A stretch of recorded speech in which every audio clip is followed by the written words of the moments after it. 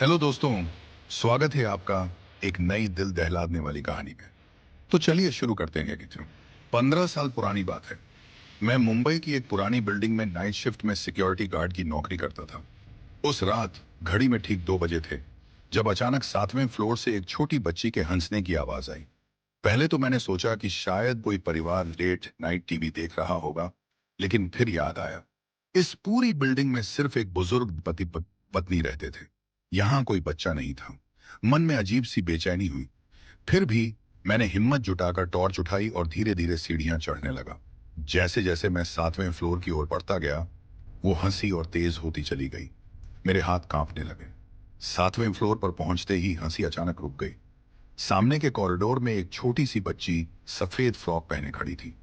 उसके लंबे बाल उसके चेहरे पर बिखरे हुए थे।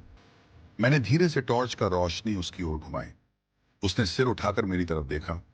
उसका चेहरा बिल्कुल खाली था। मेरा पूरा शरीर सुन्न हो गया। उस लड़की के पैर जमीन को छू भी नहीं रहे थे और वो धीरे धीरे मेरी ओर बढ़ने लगी।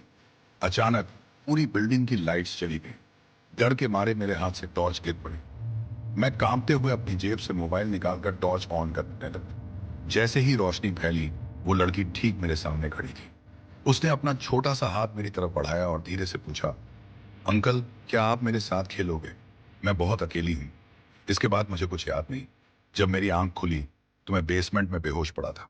मेरे हाथ पर किसी के छोटे छोटे पंजों के निशान थे, बिल्कुल किसी बच्ची के हाथ जैसे।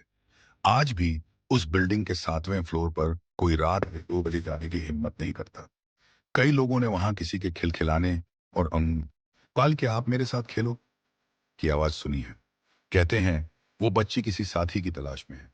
अगर आपको कहानी अच्छी लगी हो तो वीडियो को लाइक और चैनल को सब्सक्राइब करना ना भूलें।